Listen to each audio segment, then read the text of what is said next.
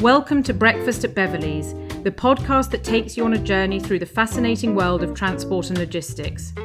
Join your host, Beverley Bell CBE, an industry expert and former senior traffic commissioner, as she navigates the highways and byways of the industry.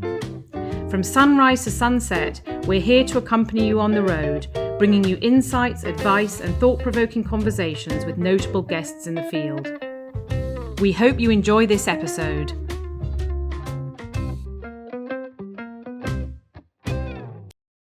Welcome to Breakfast at Beverley's. Today we have the pleasure of speaking with Guy Reynolds, Commercial Director at Aquarius IT Limited.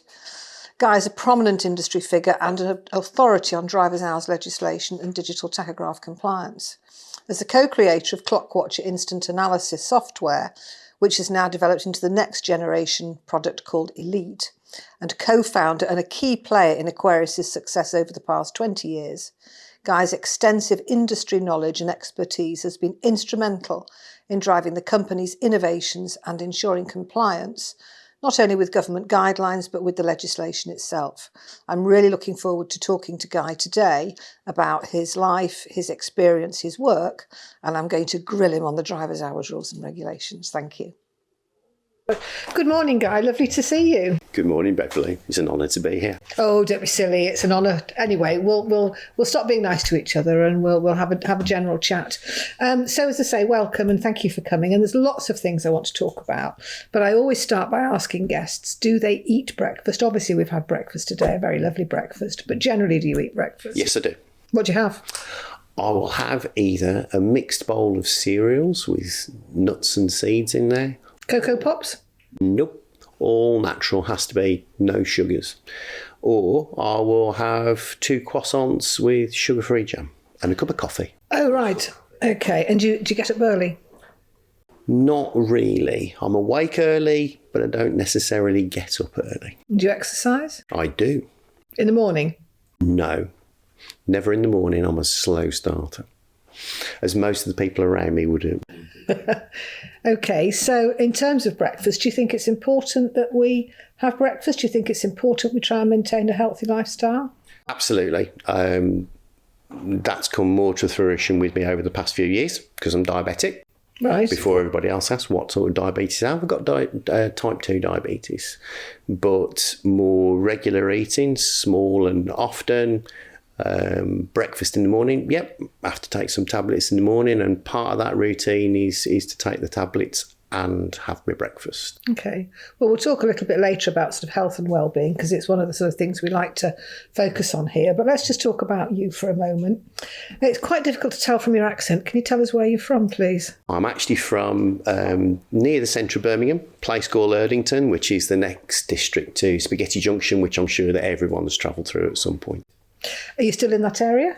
No, I actually live north of Birmingham now. I live in Staffordshire. I live in a little village called Colton, which is by Rugeley, south of Uttoxeter, south of Stoke. So let's go back to when you were at school.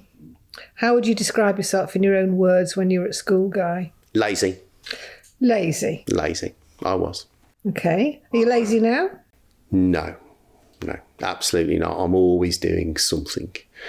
So why were you lazy at school and you're not now? In school, I can, after analysing it over many years, there wasn't enough that was feeding my mind. I was bored at school. 1970s, early 80s comprehensive school, large classes, not particularly focused, mixed ability classes, nothing wrong with mixed ability classes. There's things that I'm not very good at. But the things that I was interested in, there wasn't enough to feed my mind. So what were you good at school? What did you enjoy at school? Maths and computers. Did they have computers when you were at school, Guy? Just about. I'm proud to say I would identify as the original computer generation. 1979, I discovered computers. I was very, very lucky that the school, comprehensive school in Birmingham, but just by chance, they actually had a couple of, what are now known as PCs. They had a couple of computers. One was an Apple II, you can Google it, you can find it. And another one is a thing called an RML 380Z, which was a school's computer. But I'm very, very lucky in the school to have those. And the two teachers there allowed me to absolutely geek out on them. And yeah. So you spent your hours whiling away, looking at the computer, working out how they operated? Every lunchtime, they allowed me to use them at lunchtimes. Before school, after school, during school holidays. One of the teachers actually even brought one of the computers to my house. Wow. And allowed me to have it there. Which shows the importance of good teachers in education. Absolutely. Because you probably wouldn't be where you are today if you hadn't had that teacher. That was a chap called Bob Trigger, and he's one of there's a number of people during my life, working career, that you meet certain people and they do things for you. Yeah, they say there's about 7 of them.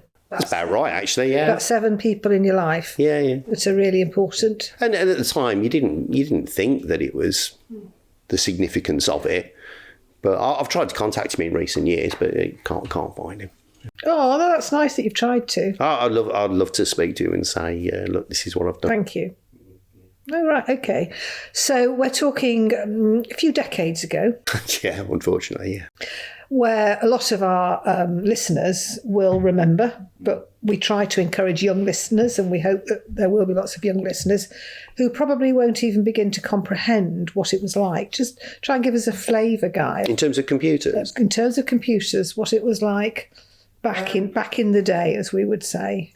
Back in the day, if I roll it forward to 1986, which is when I had my first proper job, and I worked for British Gas. And at the time, I'd done an O&D course when that actually meant something back in the day. And lots of our young listeners won't know what an O&D, but it's obviously an educational qualification. I had the chance to go to university and convert that to a degree. But at the same time, I got offered a job at British Gas in the computer department. I was like, well, that's the job I'm probably going to want if I finished. So do it now. I'll do it now. So I took the job. So I'm not degree educated. And but I worked in computers worked on computers. One machine would fill the size of a gymnasium, one machine, and you'd have one person sitting at a console with one screen. But it would take a group of, at the time, that was a group of 11 people to operate that machine. That's running around with the big old tapes that you used to see. You see them on the television, back in the day when they'd slowly be clicking around. We had a library of 10,000 tapes, so there'd be runners running around. And I started out as a runner doing that, and very physical thing. Can I just ask you, there's a film, and I can't remember what it's called, and it's about the ladies at NASA. Yes. It's Absolutely. Called Beautiful Something. A beautiful, no, not beautiful. No, not a beautiful mind. No, but I know exactly the because that's got those massive. It's exactly that. That's what I worked on, and I loved the physicality of it, because you could literally press a button on a keyboard, and you would see something happen in the room. You would see tapes moving around on the tape decks. Or even the hard drives. So, you all talk about hard drives in your laptops. These hard drives, there would be 11 platters. They would be that deep and that wide. They were that heavy that I used to have to carry 2, one on either side, because I couldn't carry one on its own. It was too much. So what would be the memory capacity of a computer like that? And so how do we put that into context? So the tapes would be 200 meg tapes, of which we were talking earlier on. Well, on a good quality professional camera now, one photo could be up to 40 meg. So you could only get 5 of those photos on this big, thick tape. The hard drives, I think those were 600 meg. So you'd have 12 platters, 12 plates, and they'd be that wide, but they'd have a glass on top of them. If you press that button, you could go and see the tape, go and see the head physically moving backwards and forwards across the head and see it do something, see it process it. That was at the time, it was very cool. So if we're looking about 40 years ago, if we look 40 years ahead, in terms of progress and innovation, do you see it as a good thing or do you see it as scary? I think the word progress, I'd cut that bit out of that to start off with, because innovation, change, in my head, is not necessarily progress. So computers have always been very, very, very industrial things to me. I'm not a gamer. It's always been about business solutions, a business problem or a business process, a computer program and a system to aid people. It's not a replacement, but to aid people. So it's to serve. To serve.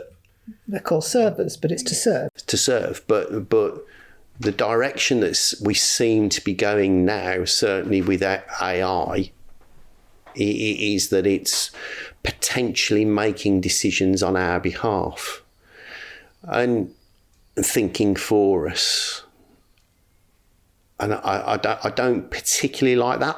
I understand that in terms of medical development and that sort of thing. Yeah, great, industrial. I get it. I understand it. But at a personal level, no. We've got 2 million years of evolution as human beings. And if you look at it over the past 200 years through industrialization, through the digital world, through globalization, yeah, okay, I've lived the past 40 years and I've had a very good career out of it. But the next generation and where it's going, as I see it at the moment, I don't think I'm entirely comfortable with it as it is at the minute.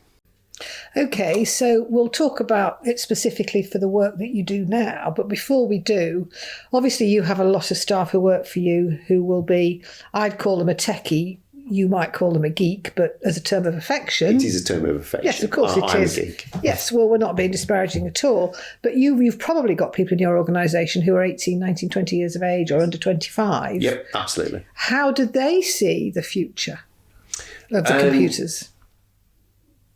Positively or negatively?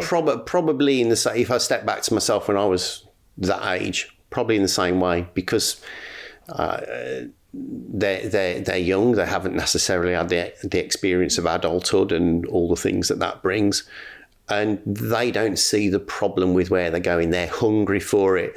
They want to develop. One of our youngest people in the team at the moment is currently working on a completely new development platform that, be quite honest, he's had to explain it to me as to how he's working and what he's doing. How old is he? I think he's 22, 23. Right. And where do you get these people from? Do they come from university or do you recruit them in a different way? Actually, not one of our team. So not one of our programming team, none of them have come from university. We've actually had them on apprenticeships. Right. So they have been to college, but for whatever reason, 18 to 20, they've come away from the college path, the university path, and they've ended up coming through apprenticeships. Like you, they wanted to get on and do the job. They didn't want. I suppose they did, yeah. And some of they're all young men, which are actually young women there. Not in the programming team, but that's not from the point of view that we don't want them. That they're not applying for the jobs. You know, they're not in the apprenticeship schemes. Yeah, we're open to anybody. We have got a number of ladies in the company. And I just wonder, because I don't know the figures on, because I know very little about computers, Guy. I just didn't know how many women there are in that industry or that sector. In years gone by, I would say there was more women in IT in years gone by than there is now. Well, if you look at that film we were talking about, and I'm hoping somebody's going to Google it and remind me what it's called, but it's they're all women. Yeah. Aren't there? There's a lot of black women in there. Yeah, that's what it's about. They have to use different toilets, different facilities. Awful. Yes. So just going back to this whole issue around the positives and the negatives, any computer system, whether it's 40 years ago or 40 years in advance, can be manipulated by the bad people. One could think of a James Bond film. Absolutely. All the baddies. But you're talking, I think, maybe about where the system itself starts to think for us. Yeah. And that's the scary bit. It is to me. Okay. Yeah, it is to me. At the end of the day, it's a computer program. So you think about the number of things that you've had over the years, a computer program that's had a bug in it. And the bugs need to be fixed. AI is a computer program. So it will go wrong. You could go on ChatGPT, even now, which everybody's heard of. You could ask it to do something and it could get it wrong. Even now, if you push it, it will go wrong. It will improve. It will always improve. But there will still be bugs. It can still go wrong. And if it's making the wrong decisions for us, not a good place to be. Well, in a way, that's a little bit like autonomous vehicles. Yeah. But before we come on to that, can I just ask you about how on earth did you get into tachographs, driver's hours rules? In my introduction, I said I'm going to grill you on the driver's hours rules. I'm not. Go for it. No, that would be far too boring for anybody.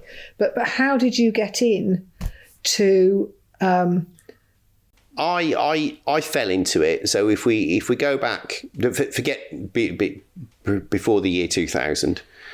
In 2000, myself and my business partner Dave Bailey, because although you've talked about me, I wouldn't be here if it wasn't for Dave. We are a yin and yang, and so Dave is just as important to this story as me. We started a company called Aquarius Information Technology Limited. Oh, that's where IT. Okay. Yeah. And that was it was a maths calculation that we were doing. We did some work for some car companies, and I created a distribution algorithm that would predict the availability of cars in a marketplace, and so that you could sales planning and forecasting and transporting them around the world. You know, if you had a car, if the car was built in England and it was finished tomorrow, you could have it the day after. If it was built in England but it was going to be in Australia, then that was a 6-week cycle. So you've always got vehicles at different stages travelling around the world on a boat. Great. Feast or famine type activity. And we'd been looking for something to produce as a piece of packaged software for some time. I was doing a bit of support work for some transport companies, and I was in there one day, and they were there were some expletives being spoken of over a spreadsheet, and I was literally just happened to be in the room, and I said, "What's that?" He says, "It's working time directive." What's that? Oh, a lot of my clients say the same. Yeah, we still wonder ourselves sometimes. And I was coming back on the A14 one night, dark winter's night, and I phoned Dave and said, "So can you just Google working time directive for me?" Told me about it. Might have something here. And that was where we initially started. We very quickly realised that working time directive as a programme was sort of mildly interesting, but of no real interest without, we then discovered driver's hours law. It's like, oh, what's this? And you're talking presumably about the EU driver's hours rules at that stage. Yeah. And then, absolute fortuitously, digital tacho was coming in. Great. That's right up our street. Chip and pin cards, card reader, computer program to read it and decrypt it. Yep, that's us. We'll do that. So the stars aligned on that one. I'd also mentioned somebody else that's famous in our side of the industry, in the service to transport. I'll say that we met a chap called Mike Lyle. Actually, we did meet a chap called Mike Lyle, but actually it was Dave who really met Mike Lyle and engaged him in conversation. I didn't. I always admit it. And Mike Lyle was a great friend and a great help to us. So he's another one of those people that you meet. And he pointed us in all the right directions in terms of the EU specs and everything that we needed to know, read. And he did that completely because he wanted to help? Yeah, completely decent man. Yeah, very, very decent man. And he's been a great friend to us over the years. So, yeah, that's how I got into driver's hours law. But then what we realised was it's one thing to read a technical specification, a legislation technical specification. it's one thing to read it and think you understand it, but then you have to put some context behind it. That's when we started to realise, we need to understand more than just the technical programming side of this. We need to understand the implications of what we're doing. Was anybody else doing it at the time? There was a couple of other companies, but how we were different. We were the first company that produced a piece of software that you could buy as a software package on a CD.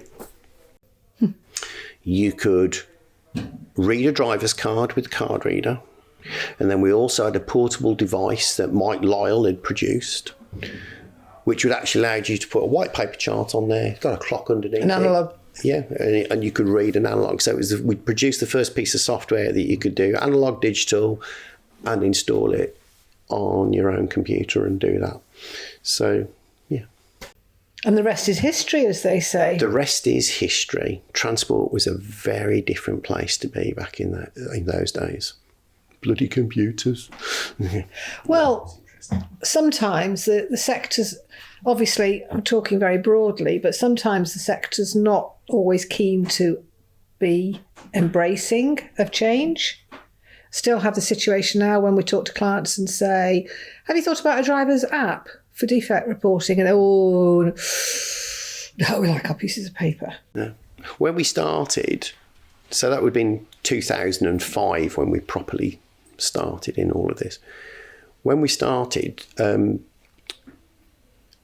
we were quite stunned that transport, certainly in a transport office, in a transport company, how far behind they were.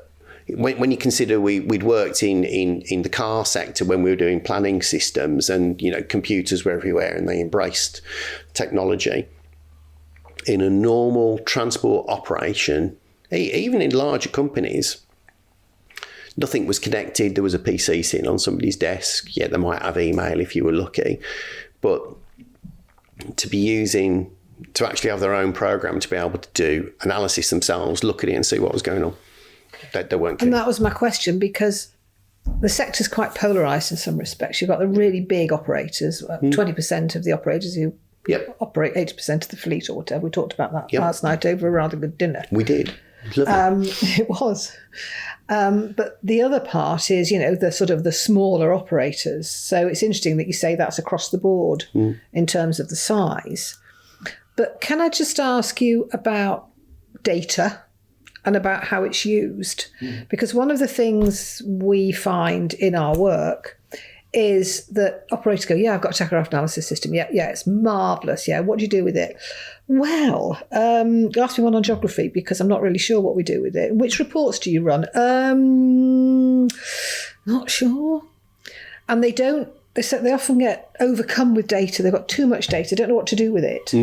How do you make sure that you provide the data they need, or do a lot of your customers, not just your customers, but customers of all of the other analysis companies, just provide the data and then leave it to the client, the customer, to do what they will with it? Because I'm passionate about making sure that they analyse that data and use it to help their compliance. So the first thing I'd say is that over the years, our development has all been driven by customer need. It's rare that we sit round a table as a bunch of geeks and go, oh, that'd be really great if we did that for the transport industry, and they're going to love it. That's a really good point, yeah. So it's listening to customers. Now, don't get me wrong, you listen to customers and you hear thinking, okay. But when you hear the same thing 2 or 3 times, you think, right, okay, that's going up. That's getting moved up our development list. Yeah. We've always got a development list like this. And there's some stuff that's been on there. Oh, yeah, it'd be nice to do that one day. But if we hear it enough from a customer that, this is a problem, well, that's right, okay, what can we do to facilitate that in our software? But in terms of how we present data to the customer, again, we've learned over the years, we like to say it's never more than 2 clicks away with our software. It's probably a couple of more clicks these days, because you can generally drill down our information to the nth degree. Okay. But the first thing you'll see is red, amber and green. We're all familiar with it, with the traffic light system, and there's a lot of us in the industry who have adopted that sort of thing. Red, amber, green. We're not bothered about what's the green stuff. You want to know about the red and the potential amber. So the way we present it at a very high level, at a snapshot level, you can generally see pretty quickly on the screen, am I legally compliant, yes or no? But then when you click through, then you can start analysing information. 20 years ago, people weren't interested in that. But do they know how to drill down and get the information they need? Do you offer them training when they buy a package? Do they get training? Within reason, our training is free. If we're doing multiple repeats with customers, then that's a different issue. But it's more about the principle. Yes, but the more effort that we put into the customer to understand, for them to understand the software, well, actually, the better it is for us because it reduces the support overhead in doing it. But it's quite a big package these days because it's not just about tacho analysis. No, it's not. It's everything else. It's asset maintenance, it's walk around checking, etc., and all of that good stuff. And which is more important? Because I'm conscious of time. Which is more important, the product or the customer service? And customer service every single time. Honestly, customer service. Well, are you good at that? I like to think that we are, but really, you'd have to talk to the customers. Good answer, Guy. But we don't generally lose customers. I'm always, well, all of us, it's not just me, the whole team, we're generally more interested about the customers that we lose rather than the ones that we gain. Why have we lost a customer? Generally, there can be some good reasons, but why have we lost a customer? We don't lose a customer. And it's about building long-term relationships, isn't Absolutely. it? I mean, that's what we do. We build long-term relationships in the hope that, it is going to be for a number of years, not just, what can I get out of them? It's not in any way how we operate, and you sound as if you're the same. Absolutely. Okay. Yeah. So we've talked about work. We started talking about a bit of health and well-being. So can we go back to that now? Just talk about health and well-being. If you had 2 minutes to talk about one particular health issue to our listeners, a lot of whom may be male, may be pale, may be stale, may not be, may all be gorgeous Adonises, what would you say to them? I'll talk to you about prostate cancer. Can you listen to me? Yes. Let me have a chat with you and tell you everything that I know. So my dad had it. That was one of the things that my dad died of. Not multiple issues, but actually not long after my dad passed away, I went and got myself checked out because I was going to the loo a couple of times at night, even in my mid-40s. And it's like, got told I got an enlarged. Isn't that just an ageing thing? What, prostate cancer? No, going to the toilet in the night. Yes, it can be. It can be. And isn't it very easy for blokes to say, oh, it's just because I'm getting old? Absolutely. So again, 2 minutes about it. Yep, your prostate gets bigger as you get older. So actually, yeah, you can end up going to the toilet in the night. So I'm not a doctor, but this is what I know. So initially I was told, oh yeah, I've got an enlarged prostate. Oh, okay, right. But my dad's had cancer. No, everything's all right. We've done a blood test on you. You've got a raised PSA, but you're all right. It's like, yeah, but then if you start looking at scales versus age, it was higher than it should be. Me being the geek that I am, I'm going to go and look at that. So it then got monitored for a number of years. And I had a couple of tests. Yes, there was one that was in part of your body that you don't really want messed with. But more than one occasion, no, I didn't enjoy it either time. And eventually, I went to see another consultant because it was accelerating. I was getting to the point where I was getting up and going to the loo for 5 times at night. And I was told just by speaking to the consultant and doing a very quick exam on me, he said, yeah, based on your family history, I'd say even before doing a biopsy, you probably have got cancer. That was right at the start of 2020 and lockdown. So you then sat there with it for 3 or 4 months because there was worse things going on in the world. But anyway, I was told I got cancer in the August. I had it operated on in the September. and I had a complete prostate removal at the age of 54. So, first thing I say, wasn't a very nice experience. Recovery wasn't very nice, but it was the right thing to do. No, everything works perfectly because it's a lot different to what it was 25 years ago. It's different, but everything works. Yay. But I'd say to any bloke who wants to listen to me or listen to what I've just said, go and get checked out. If you've got even a hint that there's something wrong, go and get checked out. And when they've checked you out, go back again in another 3 years and get it checked out again. Because if it's caught early, it doesn't need to be a problem. There you go. Well, no, that's brilliant. Thank you. Because some blokes can be, as can many women, very reticent about getting medical help or going and asking the question. And it's always easy to put it off to another day. Don't be a bloke about it. Go and get checked out. Okay, well, thank you for that. Thank you for sharing that. So I've asked you lots of questions. You are allowed, if you want to, because you've been so polite and kind and nice, if you want to ask me a question. I would like to ask you, your Beverley Bell. Do you know what an impact you had on the transport industry, bluntly, as a lady Chief Traffic Commissioner for the UK? You don't at the time. I once had a conversation with you where I think alcohol had been consumed by both of us. Normally. And you said, not always normally, and you said I was like Marmite. Yep. Which I thought was really interesting. I actually like Marmite. Do you like Marmite? No, I don't actually. No, I don't like Marmite. There we go. So, no, I didn't. I was just doing a job. Yeah. I was just doing a job. Do you think you did it differently from your predecessor? Absolutely. And I'll tell you why, because, and I loved my fellow traffic commissioners from when I first started in 2000. You know, your 2000 and my 2000 look very different. But they were all retired brigadiers, air vice marshals. Yeah. They were on pensions. They were in their late 50s. And so it was just a little job to just give them a bit of extra cash. So they were never going to try and change the world. They were never going to try and change the system. Whereas when I came in and I was 40 and Tom McCartney was a retired brigadier, but he was 53 and very young in his approach. And Philip Brown, who was about 43, we were much more, we're in this for the career.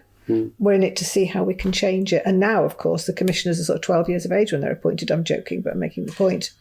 But through people like yourself, and I am specifically yourself, but the authorities are much more approachable now than when I started in this industry 20 years ago. And I would put you as part of that there was an opening up of conversation with people. Yes. You weren't just somebody who just sat there and gave out fines. You were approachable. You could talk. You could debate. Yes, and we tried very hard, and it wasn't just me, we all tried very hard to do this sort of industry stakeholder engagement. And I got a letter from somebody when I first started saying, you'll be sitting in your ivory tower. And I thought, no, I'm not. So I invited him for coffee. And I can remember my secretary said, I want to go and meet some operators. I said, oh, Mrs. Bell, Mr. Waterworth would never dream of going and visiting an operator. I said, well, I am. So it's very different. But to mention other names, people like Gordon MacDonald and his team. Yes, DVSA. The DVSA. That's a country mile from where it was even 10 years ago. Their approachability to be able to speak to them when there's an issue and debate, from the point of view of the information that we're passing back to the customers, to the industry, it is literally quite literally fantastic now compared to what it used to be. Well, if only, Guy, we could sort of look forward 45 years and see what it might look like then. They'll all be driven automatically. Yeah. Different world. But I think I'm probably glad I won't be part of it. I think I'm probably glad I won't be part of it as well. But it's been a delight to talk to you, as I knew it would. And thank you very much indeed for coming over. Thank you for inviting me. That's a pleasure. It's been tremendous to be here. Thank you. Thank you very much. As we conclude another fascinating journey through the world of transport and logistics, we want to express our sincere appreciation for listening. Your support means the world to us. Keep the conversation going by reaching out on social media with your questions and feedback. We're eager to hear from you and continue exploring together. Until next time, stay curious, stay informed, and check out our other episodes online. Take care on the roads and see you in the next episode.